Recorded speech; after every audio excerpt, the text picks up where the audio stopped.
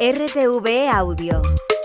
Descarga la nueva app y disfruta de los programas de RNE y nuestros podcasts originales.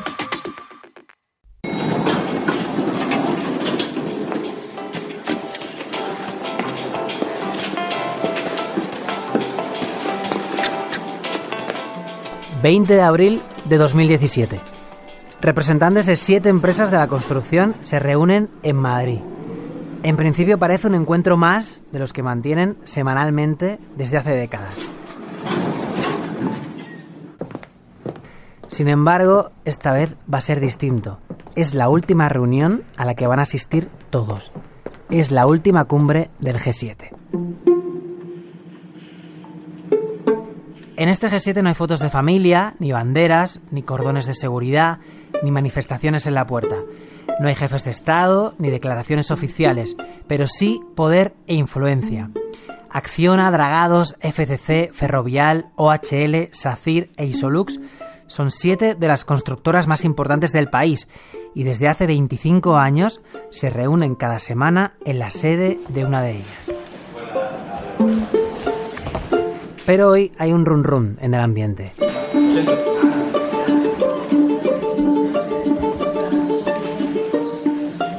Algunos de los miembros del G7 empiezan a cuestionar si de lo que allí se habla, lo que allí se estudia y lo que allí se pacta raya la ilegalidad. Este es un correo interno entre empleados de FCC, una de las empresas del G7, 10 días antes de ese último encuentro. Creo que no se podrían compartir los trabajos que habitualmente compartimos. Sería interesante tener una opinión legal sobre el asunto para poder tomar una decisión sobre nuestra continuidad en el grupo. No sabemos si esa duda se elevó finalmente al departamento jurídico, pero lo cierto es que el G7 se disolvió a los pocos días sin hacer ruido, sin comunicado oficial ni declaraciones a los medios. De hecho, la nota de prensa llegó 5 años después y la publicó la Comisión Nacional de los Mercados y la Competencia. La CNMC imponía a 6 de estas constructoras del G7 una multa de casi 204 millones de euros, la más alta de la historia de este organismo que defiende la competencia. ¿Qué acordaban en esas reuniones? ¿Por qué han sido sancionadas? Me llamo Juanjo Cubero, soy periodista de Radio Nacional y creo que esto merece una explicación.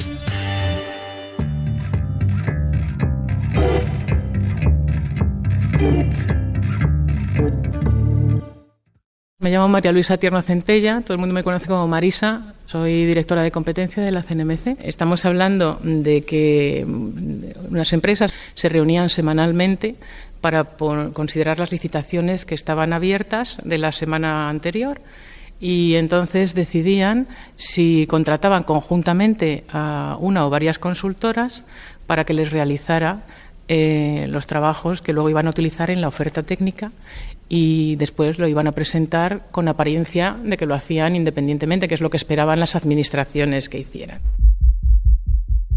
Estamos ahora en 2014. Un grupo de inspectores vuelve a la sede de la CNMC en la calle Alcalá de Madrid con una buena pila de documentos. Están investigando el mercado del hormigón y se han pasado los 2 últimos días buscando pruebas en la sede de Drace, una de las empresas sospechosas. Los inspectores analizan toda esa documentación durante meses hasta que un día uno de ellos se topa con un Excel que contiene información un tanto comprometida y sorprendente. Comprometida porque podría haber indicios de que algunas empresas estaban quebrantando las normas de la competencia. Y sorprendente porque allí aparecen muchos datos sobre obras, pero aquello no tiene mucho que ver con el hormigón, el mercado que estaban investigando. La CNMC abre nuevas pesquisas y sus inspectores se presentan en las sedes de algunas de las empresas del G7. Tienen un plan. Han definido algunas palabras clave que se repiten en aquel Excel que les puso sobre aviso. Si buscan documentos que contengan esas palabras clave, quizá puedan encontrar información aún más relevante. Escriben reparto, acuerdo, cuota, oferta. El número de resultados coincidentes es enorme. La CNMC acaba de descubrir el G7 de las constructoras. Se estima que el G7, los miembros del G7, alteraban la competencia más o menos en el 50% de todas las licitaciones superiores a 10 millones de euros. Como estamos hablando de las principales constructoras, pues el hecho de compartir los trabajos técnicos para elaborar ofertas técnicas y también los proyectos cuando hablábamos de rehabilitación o de construcción de infraestructuras y edificios, pues está claro que afecta a la competencia en esos mercados. ¿Pero qué son esos trabajos técnicos que compartía el G7? Lo primero que debemos tener claro es cómo funcionan las licitaciones de obras públicas en nuestro país. Natalia Sobrino es profesora de la Escuela de Ingenieros de Caminos, Canales y Puertos de la Universidad Politécnica de Madrid. Hay varios apartados dentro de la licitación. Está el apartado administrativo, que la empresa tiene que garantizar pues, que no ha cometido un acto ilícito, tiene las garantías suficientes para poder realizar la obra, el crédito, la financiación, etcétera. Luego hay una parte, lo que se llama la oferta técnica, lo que se incluye pues el cómo se va a realizar la obra, con qué medios, el plazo de ejecución, la planificación, etcétera. Y luego está la parte económica, el coste total de la obra, por los que están dispuestos a realizar esa obra pública. Esos trabajos que se incluyen en la oferta técnica son la clave de esta historia. Se trata de estudios previos a la obra e imprescindibles para llevarla a cabo. Pues bien, estos son los trabajos que las empresas del G7 decidían hacer en grupo. Y aquí va un detalle importante. Las licitaciones se protegen bajo el amparo de la Ley de Contratos del Sector Público, que exige, entre otras cosas, que esas ofertas que se presentan a la Administración sean secretas y únicas. Cuando se hace la licitación, en esa parte administrativa, técnica, económica, son sobres diferentes, van en lo que se llaman sobres diferentes y son únicos, no lo puede saber nadie, que es lo que va dentro, para que así luego la administración, cuando estudia esas ofertas, las abra en un sobre cerrado, no sabe que la oferta administrativa va con nuestra oferta técnica.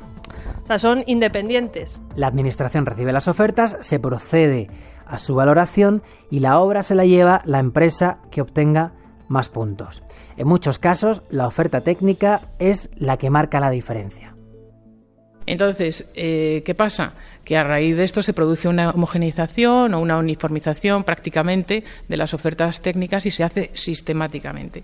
Esto es importante porque el peso de la oferta técnica en el periodo relevante llega a ser del 70% en la mayor parte del tiempo. O sea, solamente hay un periodo que es entre el 2013 y 2016 en que es el 25%, que también es muy importante, una cuarta parte, ¿eh? Las cumbres del G7 tenían un anfitrión que no solo ponía el café, también marcaba el ritmo de la conversación y fijaba, por así decirlo, el orden del día. Este es un informe interno de Acciona del año 2008. El funcionamiento del grupo se apoya en una reunión semanal realizada en las oficinas centrales de las empresas, de modo que cada empresa es anfitriona una vez cada 7 semanas, siguiendo un orden alfabéticamente inverso. Para cada reunión, la empresa anfitriona elabora un cuadro de Excel previo y uno definitivo, anterior y posterior a la reunión, en los que se recogen los aspectos a tratar y los tratados.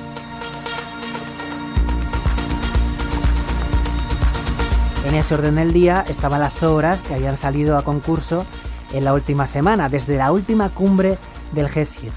Las estudiaban, debatían si a alguno de los miembros les interesaba esa obra y si estaban dispuestos a compartir alguno de los trabajos que componían la oferta técnica. Luego elegían la consultora que iba a realizarlos y la empresa del G7 que iba a coordinar todo el proceso. Si había trato, había grupo.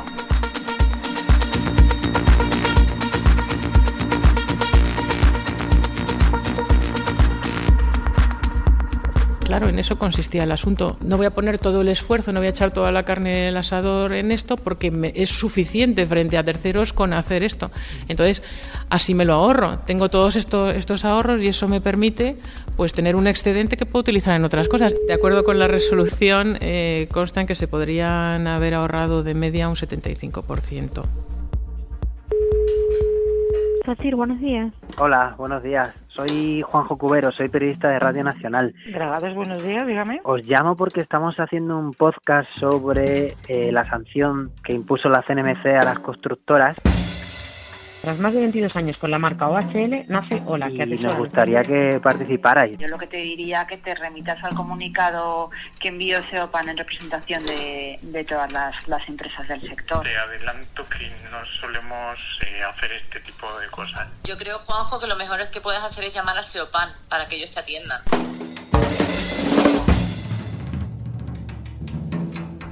SEOPAN es la patronal de las constructoras. La CNMC inspeccionó también su sede cuando comenzaron las investigaciones. Antes de hablar con ellos voy a seguir intentando que algún representante del G7 me dé su versión. Bueno, con todos no. Con Isolux no voy a contactar. ¿Por qué? Porque ya no existe. De hecho, por eso se libró de la sanción, porque quebró. La empresa se fue a negro unos meses después de la última reunión y la CNMC decidió archivar las acusaciones contra su sucesora, Lantania. Me gustaría preguntarles a las empresas del G7 sobre las normas de funcionamiento del grupo. Normas de obligado cumplimiento para las empresas y para las consultoras a las que se les encargaban los trabajos. Son las 7 del G7. 1. Las consultoras debían entregar los trabajos con el logo de la empresa del G7 en cuestión en la portada, en los planos y en las páginas. Y ojo con la encuadernación. Para cada empresa, un color. 2. Esos trabajos compartidos no podían modificarse y presentarse al concurso sin el consentimiento del resto de miembros del G7. 3. Las consultoras se comprometían a realizar el trabajo en exclusividad para el grupo. 4. Si el trabajo no cumplía con las expectativas exigidas, se penalizaba a la consultora. 5. Los trabajos se pagaban a pachas. Si alguna empresa se arrepentía en mitad del proceso, mala suerte, ya tenían que apoquinar. 6. Los miembros del G7 debían contarse cualquier información que hubieran obtenido de la administración. 7. La última regla del G7 es que no se habla del G7.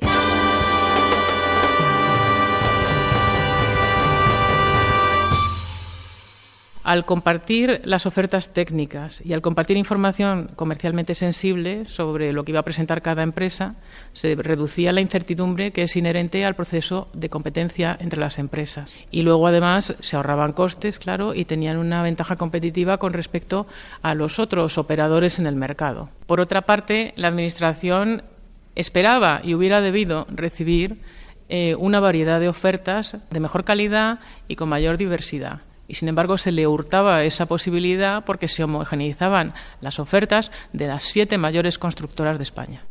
Dice la CNMC en su investigación que las empresas se ahorraban costes al compartir los trabajos de las ofertas técnicas, lo que les permitía presentarse a más licitaciones. Pero en las cumbres del G7 también se compartía información. La CNMC da por probado que las empresas se contaban, por ejemplo, que no se iban a presentar a una licitación concreta o de que sí lo harían, pero sin compartir trabajos. Este es un correo de OHL al resto del G7. Me acaban de llamar para decirme que finalmente no nos vamos a presentar a esta obra, por lo que debemos cambiar nuestra opinión del viernes pasado y finalmente OHL no está interesada en el trabajo en cuestión. Estos comportamientos de las empresas quebrantan la normativa de la competencia. Es una infracción del artículo 1 de la Ley de Defensa de la Competencia y del artículo 101 del Tratado de Funcionamiento de la Unión Europea. Vicepresidenta, ¿está usted ahí? Hola. Hola, ¿qué tal? ¿Cómo está? Margrethe Vestager es la vicepresidenta de la Comisión Europea y es además la comisaria de competencia, la persona que para los pies desde Bruselas a las empresas que no respetan la normativa del mercado europeo. Vicepresidenta, estamos desgranando la sanción más alta que ha impuesto la Autoridad de Competencia Española. No sé si los ciudadanos somos lo suficientemente conscientes de lo importante que es que haya una normativa y una autoridad que vigile los comportamientos de los mercados. Le he escuchado alguna vez decir que la competencia protege la democracia. Las empresas muy grandes, monopolios de facto o duopolios, han desempeñado históricamente un papel negativo. Si las empresas tienen tanto poder, el ciudadano, el votante, está totalmente desamparado y nada tiene sentido. Sin embargo, si el mercado funciona y se te respeta como consumidor, tienes influencia en la sociedad con las decisiones que tomas. Claro, porque la falta de competencia tiene implicaciones sociales, económicas y políticas en las que casi, de hecho, ni reparamos. Me ha llamado la atención leer cómo la falta de competencia afecta a nuestros salarios. Sí, totalmente, porque, por ejemplo, si hay poca competencia, puede ser difícil que cambies de trabajo, que te plantes, bueno, no quiero trabajar aquí porque el salario no es muy atractivo y las condiciones son malas. Si falta competencia, ¿a dónde vas a ir? Gracias, vicepresidenta, por atender a Radio Nacional.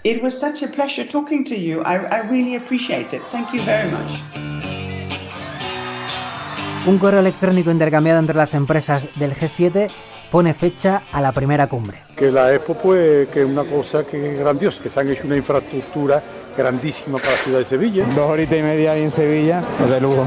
Es que si no es un lío, avión para arriba, avión para abajo. 1992, a la ville de Barcelona. 1992, el año en que España creyó hacerse mayor. Una expo, un AVE, unos Juegos Olímpicos, hasta la banda del momento Nirvana tocando por primera vez en nuestro país y un grupo de empresas constructoras inaugurando una infraestructura que se mantendría en pie durante 25 años, las cumbres del G7.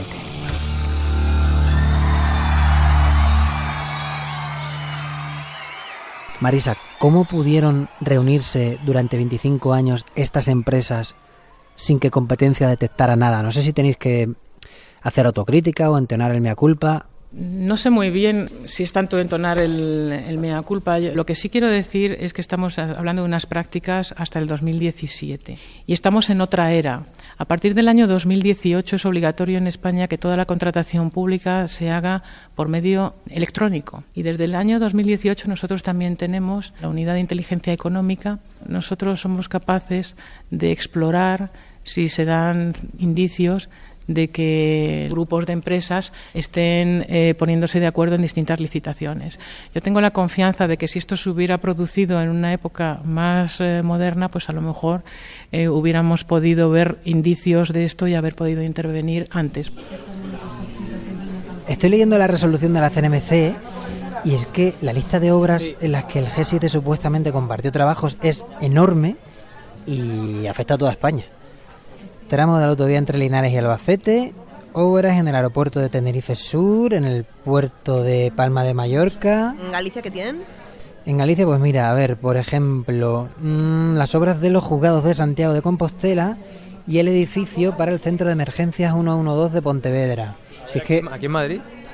En Madrid, a ver, espera. Tenemos la urbanización del campus de la Ciudad de la Justicia, que por lo que veo fueron 3 licitaciones por valor de 200 millones de euros en total. Tenemos obras de remodelación de las pistas del aeropuerto de Barajas y también las salas VIP del aeropuerto. Mira, a ver, en Murcia. En Murcia construyeron el hospital de día dentro del Hospital Universitario Morales de Meseguer. Si es que ya os digo, son miles de obras, licitaciones de miles de millones de euros. Es que claro, son 25 años. Creo que ha llegado el momento de hablar con Seopan. La patronal de las constructoras, Seopan, fue en realidad la única que valoró públicamente la sanción a las empresas del G7. Ninguna de ellas se pronunció sobre el asunto y ahora pasa un poco lo mismo, ¿no? OHL, FCC y SACIR me han remitido a ellos. En Dragados me dijeron que me llamarían si finalmente decidían participar. Ferrovial declinó la invitación y de Acciona no he sabido nada, ¿verdad? Ni siquiera han contestado el correo. Julián Núñez, presidente de Seopan, gracias por atendernos. A vosotros. ¿Qué opinión tiene de la sanción de la CNMC? Bien, nosotros emitimos un comunicado en su momento, un comunicado de prensa, tildando de irresponsabilidad la nota de prensa emitida por la CNMC. Porque aquí hay que distinguir lo que la resolución publicada por la CNMC contiene del sentido con el que se dirige el comunicado de prensa. Entrando en el detalle de la resolución de la CNMC, no tipifica como cártel la práctica investigada. Lo que la resolución de la CNMC establece es que no se ha producido ni fijación de precios ni reparto de licitaciones. Sin embargo, cuando se lee la nota de prensa o el comunicado emitido por la CNMC, la interpretación que cualquier lector tiene de esa nota de prensa es la contraria. La resolución sí afirma que compartir trabajos técnicos vulnera las normas de competencia. La práctica investigada, que consistía en suplir costeando entre varias empresas determinados informes técnicos que deberían de venir en los procesos de licitación, pero que no venían, es una práctica que las empresas a día de hoy, práctica que terminó en 2017, consideran que no ha ido en contra de las normas de la competencia, ni que ha supuesto tampoco, como dice la propia CNMC, un incumplimiento de la ley de contratos del sector público. Para nada, no ha habido ninguna oferta que haya sido rechazada por este motivo, ni se han interpuesto denuncias de ninguna clase. Dice la CNMC en su resolución que en estas reuniones no solo se hablaba de compartir trabajos técnicos, sino que también se obtenía información relevante sobre lo que iban a hacer las empresas de la competencia. Eso no está absolutamente probado que sea así. Es decir, la resolución de la CNMC tiene multitud de suposiciones y hechos que no están probados. Oiga, si unas compañías deciden costear conjuntamente unos estudios técnicos, eso es el punto que se ha investigado. No está probado que eso haya influido luego a la hora de compartir las ofertas que presentaban. Se ha hecho de forma independiente por cada una de las empresas y es otra de las cuestiones que se deja caer sin ningún tipo de prueba que acredite que esto hubiera tenido cualquier consecuencia en el reparto de mercados. Julián, y si las empresas no hacían nada contrario a las normas de competencia, ¿por qué dejaron de reunirse?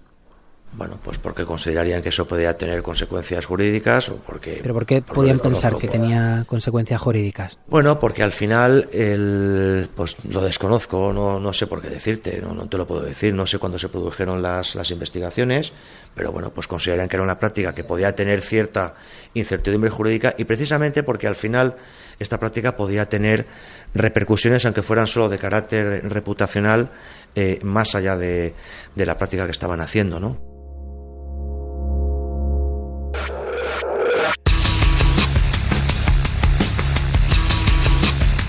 La última cumbre con todos los miembros del grupo tuvo lugar en Madrid el 20 de abril de 2017. Dragados y SACIR son los primeros en abandonar. Efectivamente, hay mucha incertidumbre. El representante de Dragados envía a su compañero de FCC un correo electrónico en el que adjunta el documento de la CNMC Guía contra el fraude en la licitación pública y añade un texto. Puedes adivinar las connotaciones de nuestra huida. Ferrovial se marcha una semana después.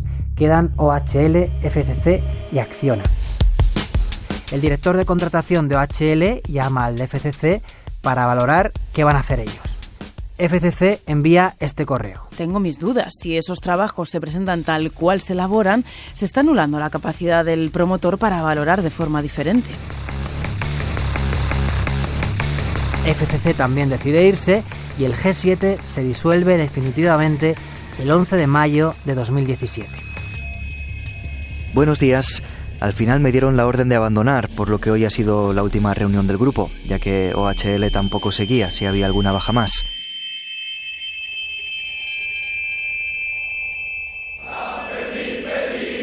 Y entonces llegó el 7 de julio de 2022.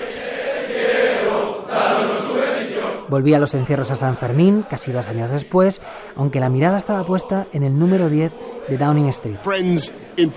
Boris Johnson dimitía como primer ministro del Reino Unido y al final de los informativos se colaba esta noticia. Y hoy hemos conocido una fuerte multa que Competencia ha impuesto a 6 de las principales constructoras españolas. Dragados 57 millones, FCC 40, Ferrovial 38, Acciona 29, OHL 21 y SACIR 16, casi 204 millones de euros, la sanción más alta de la historia de la CNMC. Este tipo de multas se calculan teniendo en cuenta el volumen de negocio de la empresa en el último año y la gravedad de la infracción. Y aquí surge un debate interesante sobre si esas multas son lo suficientemente altas y disuasorias. La magistrada Mercedes Pedraz lleva 30 años en la Audiencia Nacional revisando decisiones de la CNMC. La multa debe de ir acompañada de otras medidas cuando sea el caso. Una medida que ahora mismo está en desarrollo y en discusión es la prohibición de contratar con las administraciones públicas. Para algunas empresas es absolutamente disuasorio porque viven de eso. Está sin explorar el terreno de la prohibición de obtener subvenciones de las administraciones públicas. Eso creo que también sería altamente disuasorio.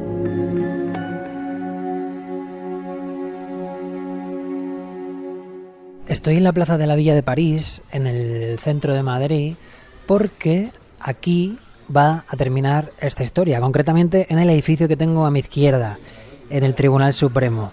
La sanción más alta impuesta por la CNMC por transgredir las normas de la competencia ha sido recurrida por las empresas, así que esto va para largo. Pueden pasar 4 o 5 años hasta que tengamos una sentencia definitiva que confirme la sanción, la reduzca o incluso la anule.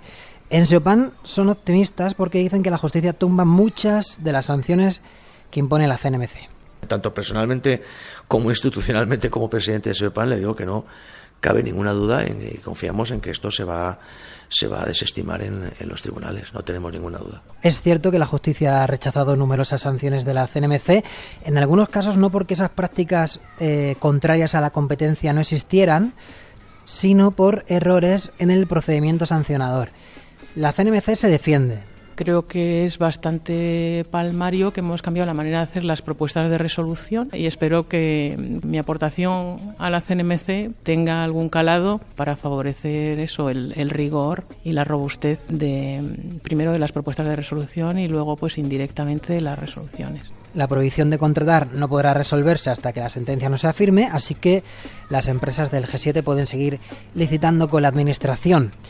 La misma administración, por cierto, que no se dio cuenta de que durante 25 años les habían estado entregando trabajos iguales.